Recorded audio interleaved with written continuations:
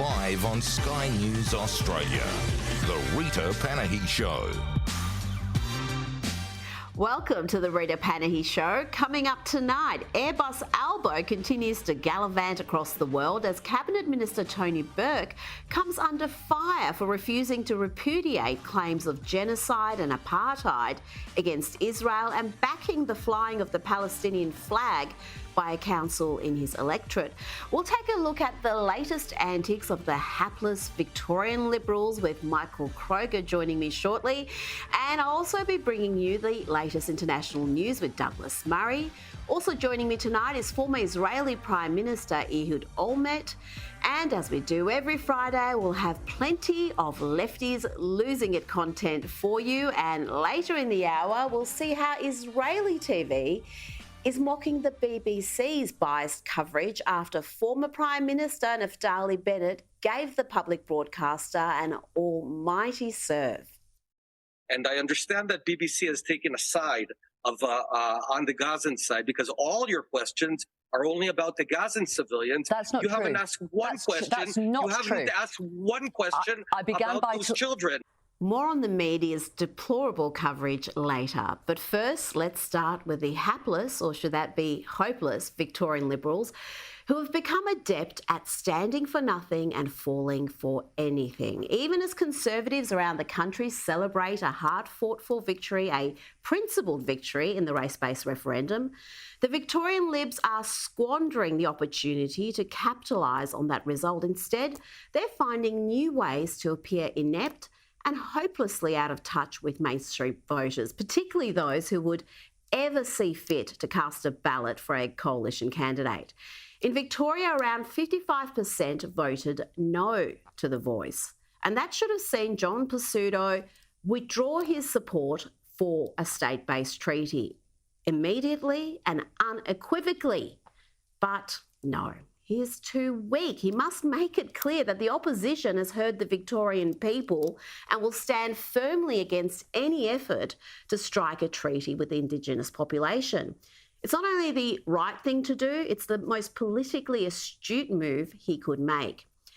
Yet in classic Victorian Liberal fashion, the party leadership is too gutless to make that call. This despite pressure from their federal counterparts and a decision by the party's state council last month backing a motion for the state parliamentary team to oppose a Victorian treaty with Aboriginal Victorians. Let's not forget John Pesutto was too weak to commit to a position on the Voice until it became clear that he was going to be defeated. In the end, he said he was voting no, but how can he be anti-Voice but pro-treaty? It's simply an incoherent policy position. It's like refusing to go on a date with a dude but then agreeing to marry him. It doesn't make sense, John.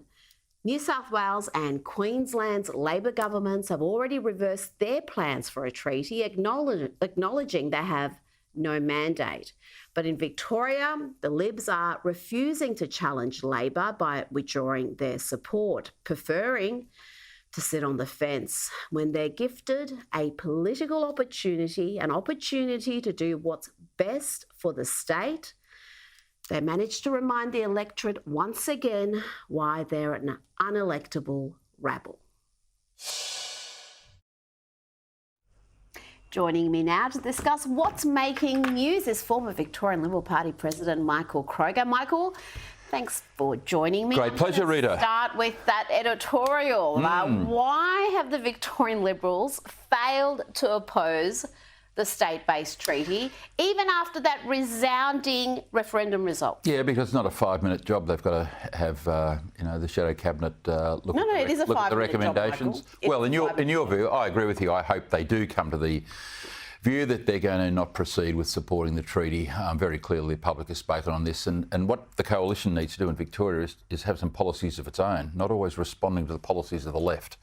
So, yes, of course they should oppose this, but then I hope John comes out with his team with some very strong policies in the lead up to the election. And the sooner they release those policies, the better. Well, even if they're not going to have policies of their own, it would be nice for the opposition in this state to occasionally oppose, because they went to the last election on board with the treaty, on board with the radical trans laws in this state, which are unlike anything you see in most of the world. They went along with all the crazy spending. There was one project they wanted to get rid of, but their spending promises were even greater than Labor. So really, what choice are they giving Victorian electorate? Well, you're not if all you're doing is giving your opinion on the policies that emanate from the left. I mean, the left are running 1,000 campaigns in this country, worldwide. All the ones you've just mentioned are policies emanating from the left, and we're being asked for a response. And usually our response is no, well, possibly, and then some of our teams say okay, and most of them say no. And that inspires nobody. You know, indecision and weakness inspires nobody. You actually need some big, strong policies of your own. I've been trying to say to some of our team, you know, we are the trustees, we are the custodians of the tax system. Let's start on the tax system. Let's deal with the tax system. Let's stop big businesses who use tax havens overseas from winning government contracts in this country. Let's let everyone in this country know the Liberal Party stands for proper fiscal discipline and a proper tax system. And starting at the top with stopping companies using tax havens would be a very good place to start, state and federal. Now, Victorian Premier Jacinta Allen has taken aim at cartoonist Mark Knight for his recent depiction of her walking down a catwalk naked. This is a very sort of tried and true cartoon trope, isn't it? The emperor with no clothes. We've seen it with every leader. But have a look at how the ABC in Victoria covered this issue. The Premier Jacinta Allen has slammed a cartoon in a Melbourne newspaper that depicts her nude on a catwalk. The cartoon is demeaning of women. I think it's disappointing to see women depicted in this way, and as I've said, I do believe it's in poor taste. Is inappropriate, disrespectful and demeaning. In 2023, to be going through that sexualised imagery, that misogynistic type betrayal is just not on. Steve Brack says he was Premier for almost 8 years and not once was he subjected to the awful sexualised treatment Premier Jacinta Allen has received in less than a month. He genuinely thinks that drawing a man naked and drawing a woman naked are the same thing. They actually aren't. 7. That's a whopping 7 critics of that cartoon. And only person who was allowed to defend it was Mark Knight himself. What is going on at the ABC? And let's be clear, this particular cartoon, the Premier, the leader being nude, it is common. We've seen it with Dan Andrews. We've seen it with Boris Johnson. I think we're going to show you some Trump ones. There's about 3 dozen Trump cartoons. I'm sure there were some Tony Abbott ones as well. Tony Abbott. I mean, come on. Where were all these hypersensitive victims when Trump was being depicted as the emperor with no clothes? But now that it's a female leader, apparently you have to be held to a different standard. This is not a story.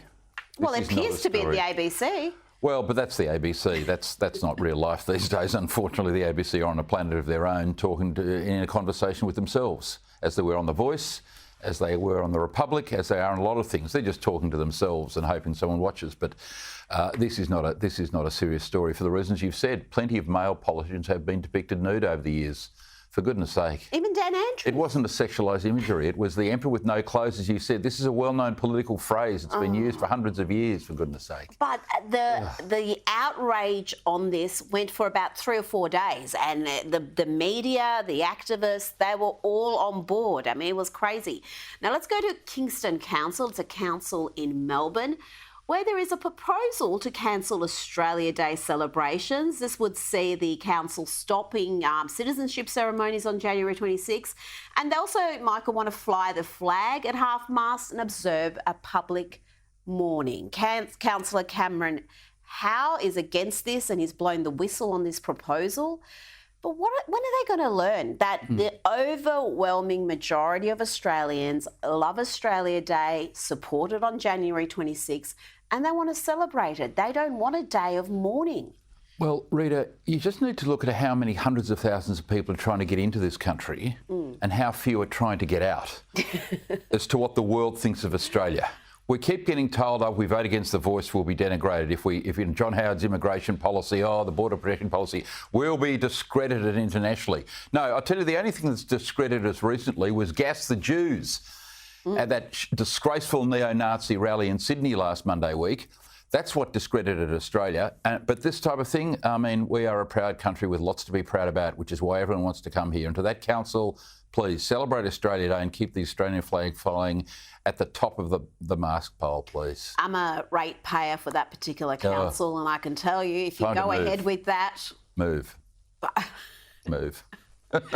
Now, let's go to the former boss of AGL, and he said that Australia needs a reality check, that's one of my segments, on net zero as it hurdles towards a rolling energy crisis. Michael Fraser told The Australian the race to take coal and gas out of the system meant the coming decade was likely to be marked by regular blackouts and surging prices, given the massive shortfall in efforts to switch the power grid to renewables. I mean, warnings like this keep coming, Michael, but the Anthony Albanese government seems utterly deaf to them. They have got this green ideology. Bowen is an absolute ideologue when it comes to this issue.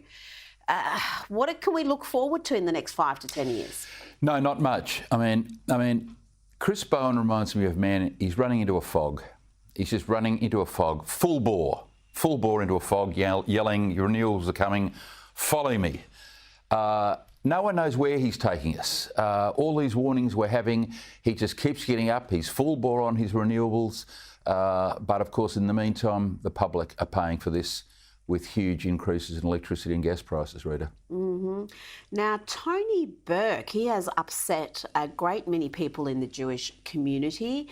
The Australian reports the Cabinet Minister has refused to repudiate claims of genocide and apartheid by the Israeli government, condemning the siege on Gaza and backing the flying of the Palestinian flag by council in his electorate. Let's have a listen. Canterbury Bankstown Council has voted to raise the Palestinian flag until a ceasefire is declared in Palestine. That's in your electorate. Do you support it? I support the decision completely. Michael, he also called for Israel to adhere to international law. Well, they are. I mean, shame on you, Tony Burke. Shame on you.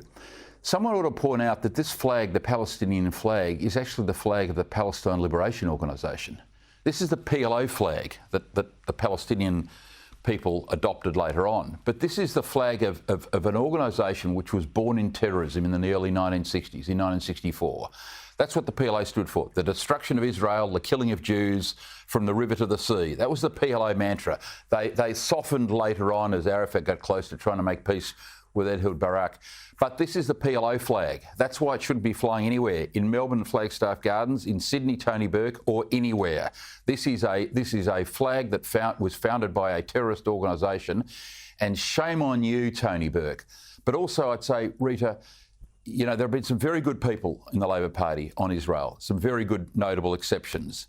But you can see from the majority of these people, Burke, Bowen, etc., you can see why I've said to many friends, Jewish friends over the years, the Labor Party are not your friends. They are not your friends. Well, they were under the great Bob Hawke, right? Hawke was magnificent on Israel.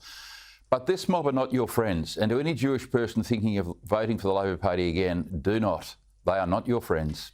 Well, I think the eyes of many in the Jewish community have been open, not just to elements of Labor, but the Teals and the Greens. Absolutely. The Greens have been disgraceful, as have a couple of the Teals. Disgusting. Now let's go to the US. Coca-Cola has removed all references to its financial support for Black Lives Matter from its website after the group expressed support for the terrorist group Hamas. It was BLM Chicago who tweeted the photo of a paraglider with the text, "I stand with Palestine."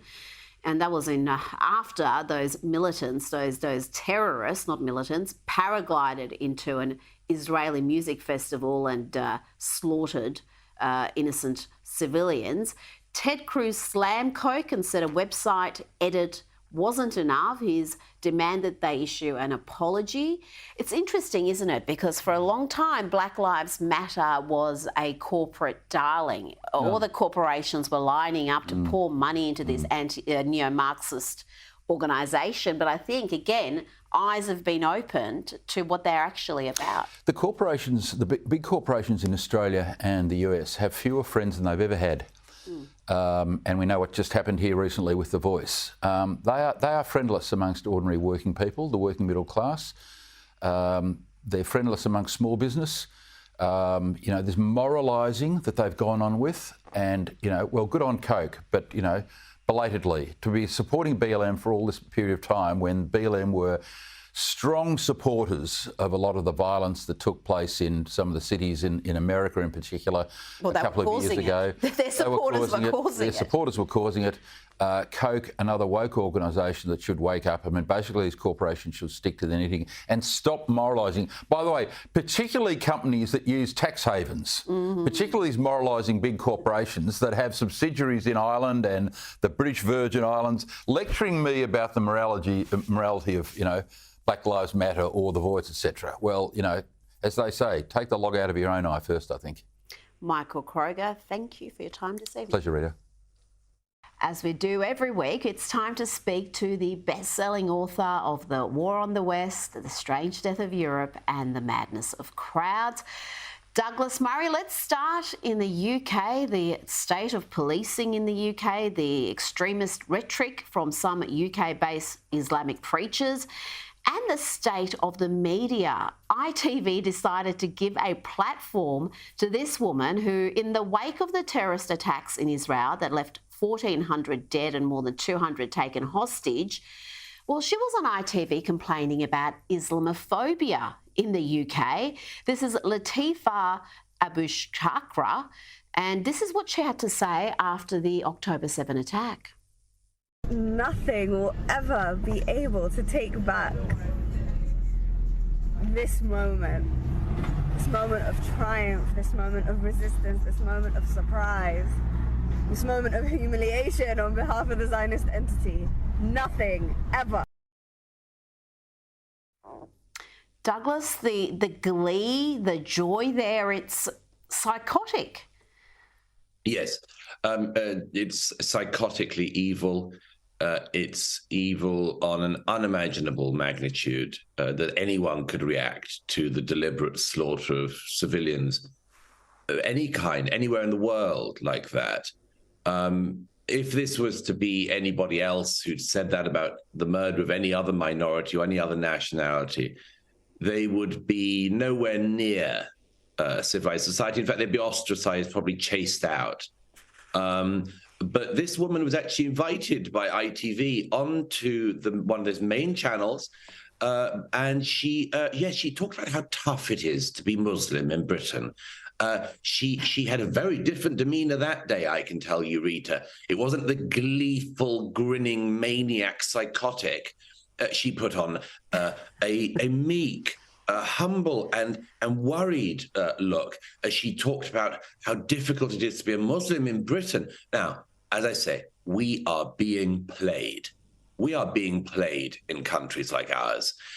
We have a certain type of psychopath like this who gets away with, on the one hand, praising the murder of Jews wherever they can, and on the other hand, playing the, oh, I'm such a victim and it's so terrible living in a Western free society because you're so mean about Muslims. On the other, we're being played, and we need to be a lot wiser to that fact.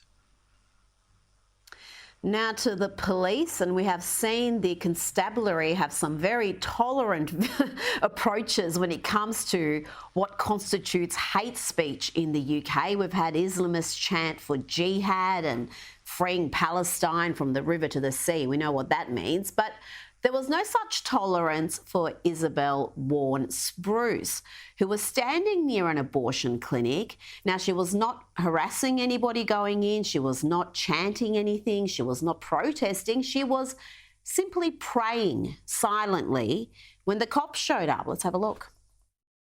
Are you here to pray for the lives of unborn children? It's a little bit leading, but no, I'm not. Okay. Can your actions be carried out elsewhere? I can pray elsewhere, but I want to pray here today.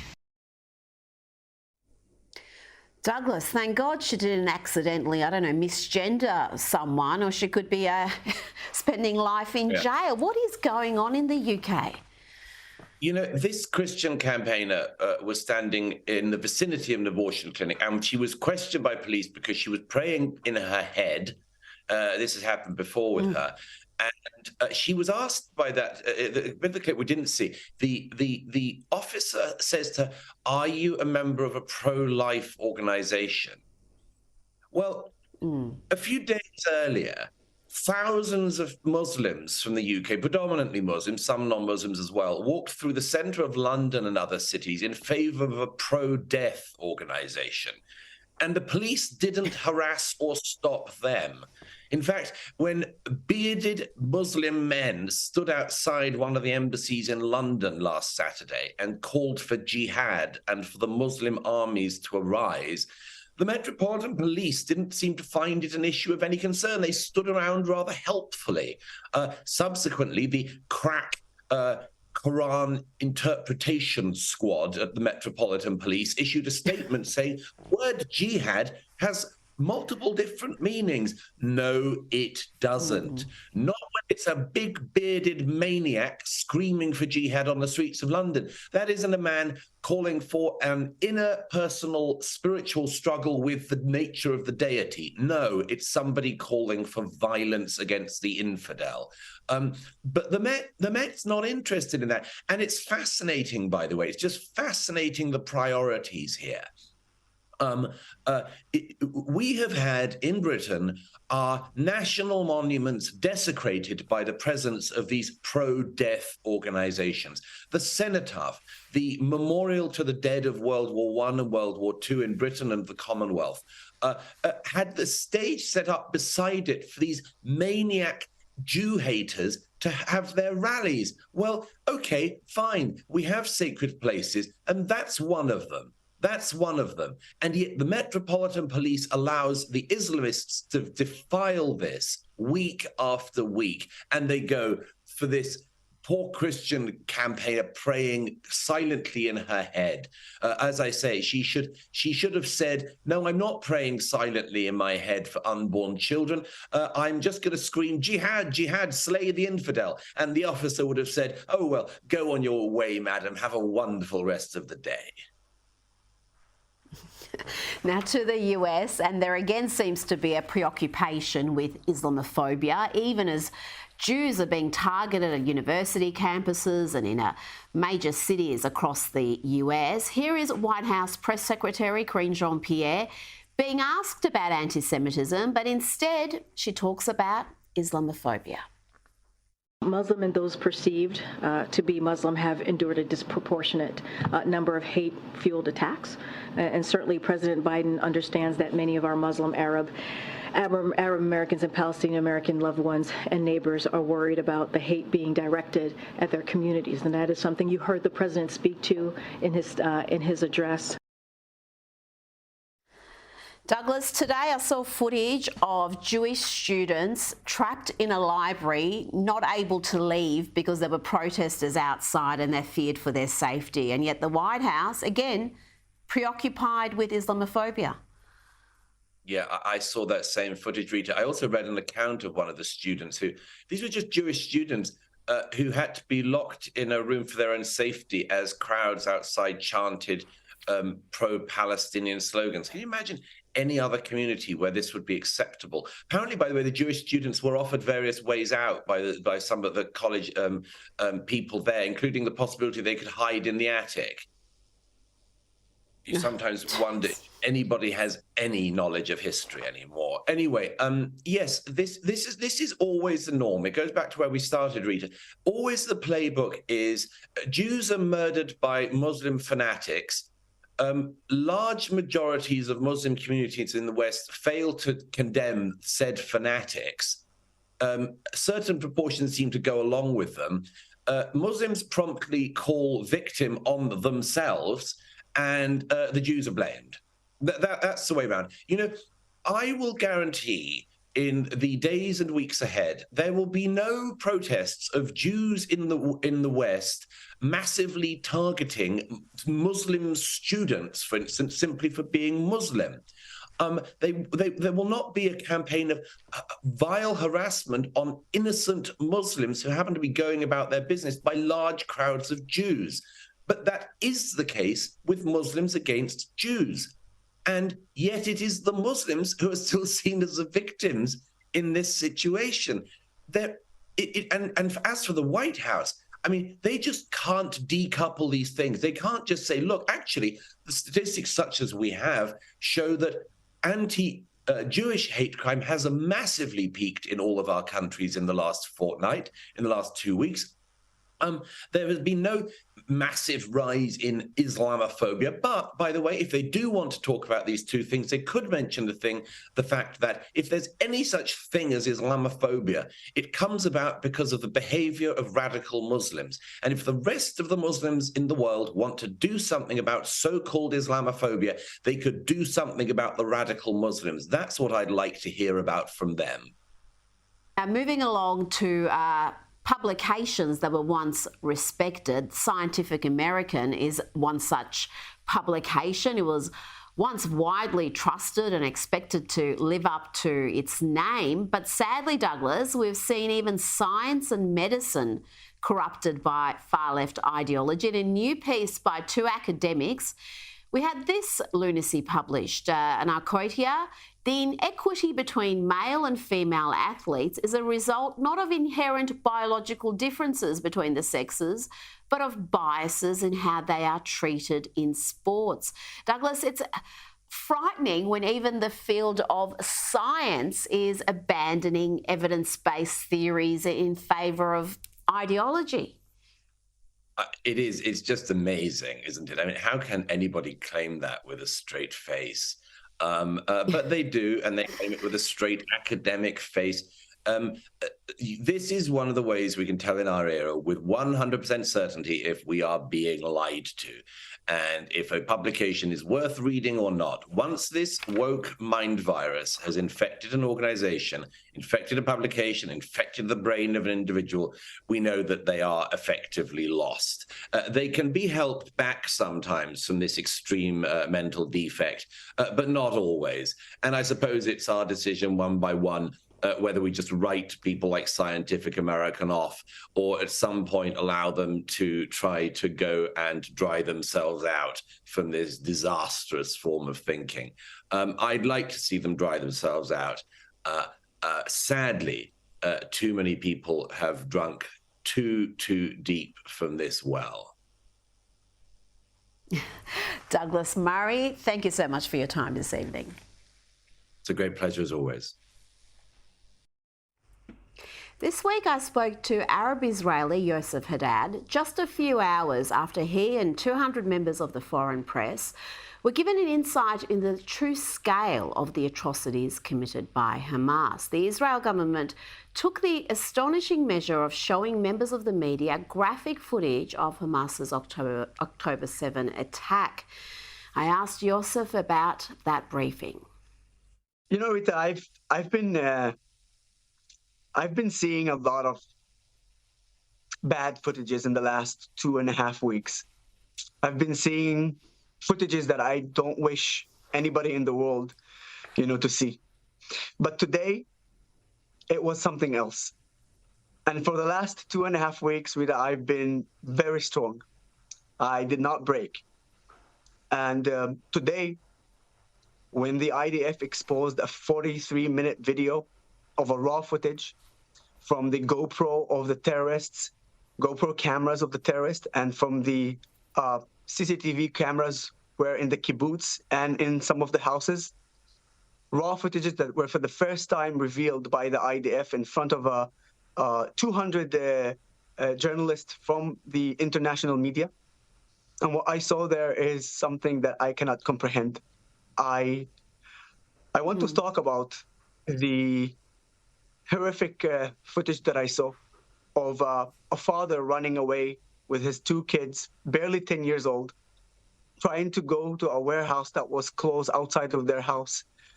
But Hamas terrorists, they run after them, and in front of the 2 kids, they shot the father and killed him in front of their eyes.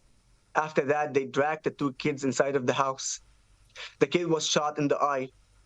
The other kid was injured. Both of them were injured badly. And the Hamas terrorists, they find time to open the fridge and drink Coca-Cola. And at that time, one of the kids shouted, "Kill me, why I am not dead. A 10-year-old kid is shouting, "Kill me! I don't want to be alive."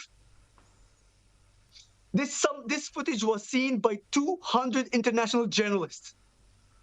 I beg the Israeli government, please release the footages. Release what I saw.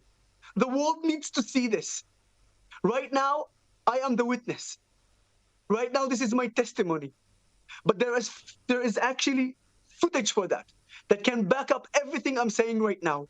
And the world needs to see what ISIS Hamas did to us. Do you understand how it was hard to see that kid begging to be dead? He wanted to die. Do you understand, Rita? That's the reality. And then the second thing, please, that I want to share with you. Go ahead. The second thing that I wanted to share with you is an actual talk between one of the terrorists while he was in the kibbutz in the south of Israel, calling his parents in Gaza. He was so happy that he killed 10 Israelis. He said that. You can listen to that. Everybody listen to that. And the father is telling him, "Praise God. Thank you. Come back." And he goes like, "I'm not coming back. I want to kill more." أنا قاعد بكلمك من جوبا بسيم. افتح الواتس تبعه قول له وين شوف كيف قتله، شوف كيف قتلك فيديو يابا، ابنك قتل يهود، هاي دخلوا في يابا. الله اكبر، ربنا يحميك يا رب، ربنا يحميك يابا، ربنا يحميك يابا. قاعد بكلمك من جوال يهودية قتلتها وقتلت جوزها، الله اكبر، الله اكبر ولله الحمد. الله اكبر ولله الحمد. يابا افتح الواتس شوف كيف قتلت يابا. افتح بتدافع عليك وقت قول له وين بروح. افتح الواتس يابا بعمل لك تبث مباشر من جوا افتح. لك يمه طول الليل انت واللي معاك. يمه ربنا يحميك تفضل يمه. This is what we're dealing with. This is ISIS Hamas, and I beg you, spread that message. And it's not only me, as an Arab Israeli citizen who's saying that. You have 200 journalists from the world are witness to what I'm saying, and they can verify that. And at the same time, I beg Israel, speak to the families, get authorization, and release the footage. The world needs and must see it to understand the ISIS Hamas. Please share this as much as possible. After the break, I'll be joined by Dr. Joanna Howe and the latest edition of Lefties Losing It. Welcome back. The Albanese government has come under intense scrutiny for its illiberal agenda, including the proposed Religious Freedom Bill. One expert says this legislation is more sinister than it appears and poses a direct threat to our democratic values. To give her insights on Labor's agenda is Professor of Law at the University of Adelaide, Dr. Joanna Howe. Joanna, thank you for joining me. You've been sounding the alarm on some of these radical policies which you say could threaten our fundamental rights. Why do you say Australians' freedom of speech, freedom of religion and conscience could be impacted by this legislation? Rita, Australia's democracy is being based on the fundamental value of freedom of speech. And what this means is that each of us is able to determine what is the truth, and we have the freedom to discuss ideas freely, without censure, without being controlled. And the Albanese government, through its misinformation and disinformation bill, is essentially trying to control speech. And we saw this in the pandemic. We saw it in the Voice debate. Irrespective of what you believed on those two issues, we saw that people who disagreed with other people weaponised the label of misinformation and disinformation to shut down ideas. And this is extremely dangerous because it essentially leads us to a place where we're not a democracy anymore. We're a dictatorship if we don't believe that people can work out the truth themselves. The Albanese government and Michelle Rowland are creating this big harm of the internet. They're saying that it's a cesspit of misinformation. And, you know, that may be true. There are certainly things on there that are not true. There's crazy, wild, wacky conspiracy theories on on the internet and on social media. But the public square has always been a place where wacky ideas have been espoused, and it's been up to the freedom of the individual, each of us, through critical thinking, to work out what's true. It's not through the Albanese government, through social media companies, through large organisations, essentially the establishment, determining what's true and the rest of us having to comply.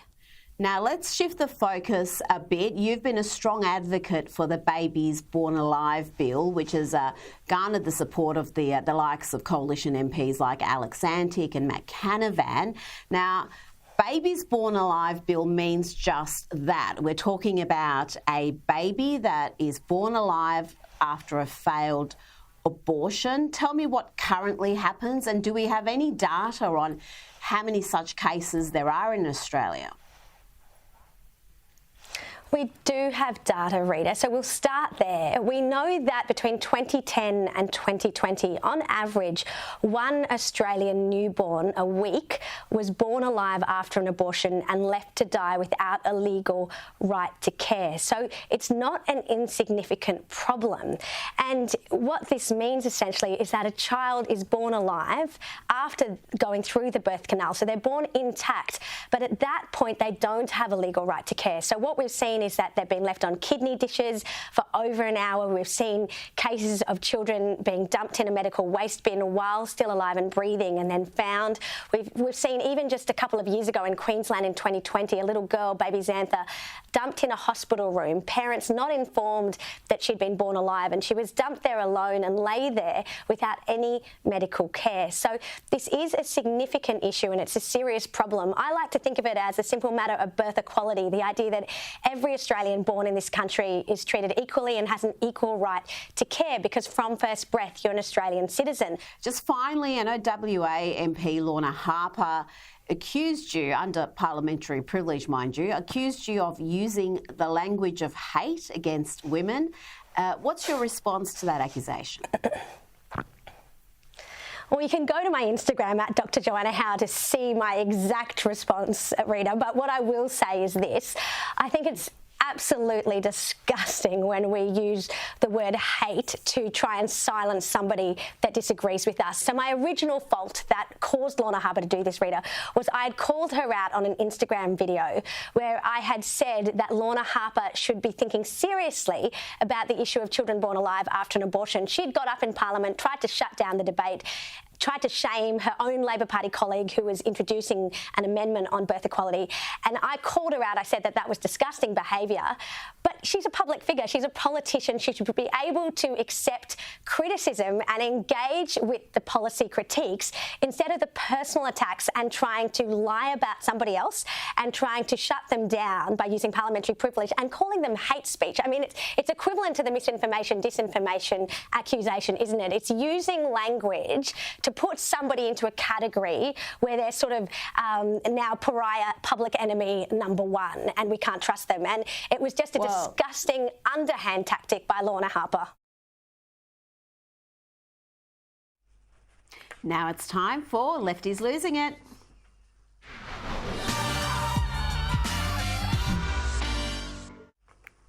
Let's start with this confused activist who seems to think that we're all obliged to be her ally. If Palestinians are telling you that this is what some semblance of revolution looks like for us and you're not listening, you don't care for our liberation. If you have conditions for what our resistance looks like, you are not an ally. You're right there, love. I ain't your ally, and I do have conditions for what your so-called resistance looks like. If it looks like mass rape, torture, slaughter, then I ain't on board. If it looks like beheaded babies and families burnt alive, then I ain't on board with that either.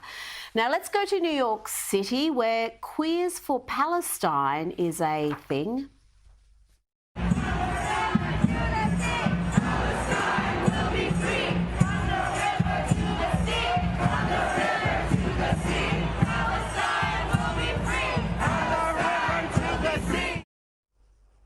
It's hard to describe that level of stupidity. Queers for Palestine, it'd be like, I don't know, turkeys cheering for Christmas.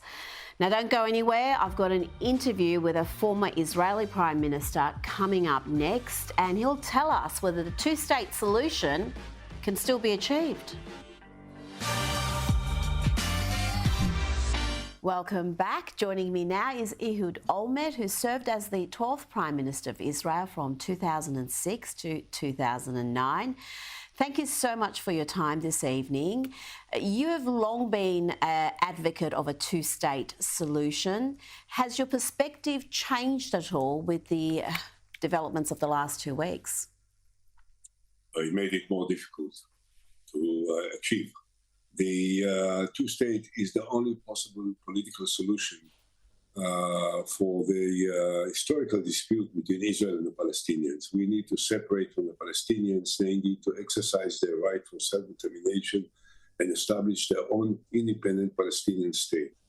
However, the fact remains that the Palestinians are completely divided, largely speaking, between the more moderates of the Palestinian president, Dr. Mahmoud Abbas, and the Palestinian Authority on the one side, and the Islamic Jihad and Hamas on the other side. Islamic Jihad and Hamas are terrorist organizations. They are ISIS, Taliban, Al-Qaeda, you name it. And they don't want to make peace with Israel. It's not that there are differences, there are greater differences between Israel and Hamas or the Islamic Jihad. By principle, they don't want to ever acquiesce with the existence of the state of Israel. They don't want to make peace with us. They don't want to negotiate with us. We don't occupy one piece of land from Gaza. And from day one, they are fighting us. They are shooting at us. They are shooting rockets on Israeli settlements. So the precondition, the prerequisite for a potential momentum of negotiations between us and the Palestinian Authority that may lead to peace and a two-state solution is the removal of Hamas as the dominant force in Gaza. And as long as Hamas will be there, there will not be a potential for meaningful peace negotiations between Israel and the Palestinians, unfortunately. Isn't that the part of the problem, that there is enough support for Hamas, and even if Hamas is eradicated, someone else will take their place? And how can a two-state solution ever be implemented if enough Palestinian people in the Gaza do not accept Israel's right to exist? No, I didn't say that all of the people in Gaza don't want Israel to exist. I think that most of the people in Gaza and most of the people in every Muslim country, you name it, would acquiesce with Israel's right to exist. But unfortunately, we know that Islamic societies, not just in Gaza, we know that Iran is a whole state dominated by the Ayatollahs and the extremist, fundamentalist, radicals, killers, murderers that are in charge of Iran, which is it's a country of 80 million people. Would we say that all of the Iranians are the same? No. I believe that most of the Iranians are different, but they are controlled in a non-democratic society by a group which is dominating them in such a way, and that's what characterizes Gaza.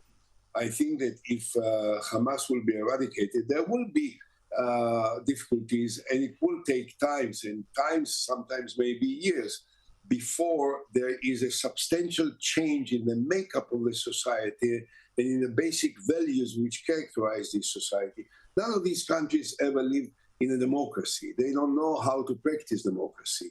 In most of these countries, it is a very long, painful, and difficult process. But somewhere it has to start. In order to try and give it a meaningful start, the Hamas, the Islamic ISIS, the ISIS of the Palestinians, has to be removed and eradicated. I think that we have the power to do it. I hope that the international community will be tolerant enough to accept the possible collateral damage which will come with this effort that we're making now to eradicate Hamas, so that it will open up for an entirely different momentum that is essential in order to bring peace to this part of the world. Now, how do you reduce that collateral damage? How do you make sure that innocent Palestinian lives are not lost in eradicating Hamas? Well, that's precisely what we are trying to do by removing, by pushing, by influencing the residents of Gaza to go north or south in order to be outside of the urban centers. Because you see, the Hamas has built all of its headquarters, the command positions, the launching pads for the missiles, their storage where they store their missiles. All of this is in the center of town, in bunkers in the center of town, precisely in order to use the population, the civilian, the innocent civilian population as a human shield in order to protect themselves. So they need to move out. I know it raises issues of humanitarian suffering. We are doing everything in our power, together with the United States, with the assistance of Egypt, to provide them with the necessary supplies in order to make the collateral damage the minimum possible. And we hope that it will not be too long. But it is essential, if one says that Israel has a right to defend itself, if one says that Israel has a right to reach out for the killers, the murderers, the butchers that committed these atrocities, then one must understand that there is no other place to reach out for them but in the center of Gaza. And since there are so many people living in the center of Gaza, they have to be moved out for a short period of time that it will take in order to reach out for the killers, or that otherwise they will be victims that we don't want them to be. Ehud Olmert, thank you so much for your time this evening. We really appreciate it. Thank you. Don't go anywhere. After the break, Israeli media have gone after the biased BBC. Welcome back. Now, it's clear that the former Israeli Prime Minister Naftali Bennett has had enough of the BBC's anti-Israeli bias. I know that last week a hospital was fired by Islamic Jihad that fired a rocket on it, and BBC said that it was Israel, but it wasn't Israel. And I understand that BBC has taken a side of on the Gazan side, because all your questions are only about the Gazan civilians. That's not true. You haven't asked one question. That's not you haven't true. asked one question about those children. From the very beginning of this interview, you just are asking me about them. Mr. Bennett, it seems that you cared little about our side. Oh, it is. Mr. Bennett, I began by talking about the hostages. And what I'm asking you about now is... No, I'm not talking about the hostages. I'm talking about the babies that were murdered. And you keep on caring only about one side, but that is the BBC way. But let me tell you something. We're here protecting you. We don't need your protection. And if you think there's a balance here between two equal sides, then you are lacking moral clarity. And BBC, I must say, is lacking moral clarity. What you guys did last week, shame on you. Now the BBC is being mocked on Israeli TV with this comedy skit. Our Middle East correspondent, Harry Whitegilt. Good evening, Rachel, from the illegal colony of Tel Aviv. Israeli officials has denied bombing the hospital, but we have video footage showing what really happened indeed.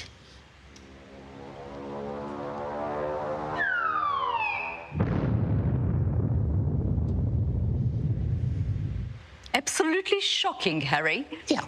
We got this video from Hamas, the most credible, not terrorist organization in the world.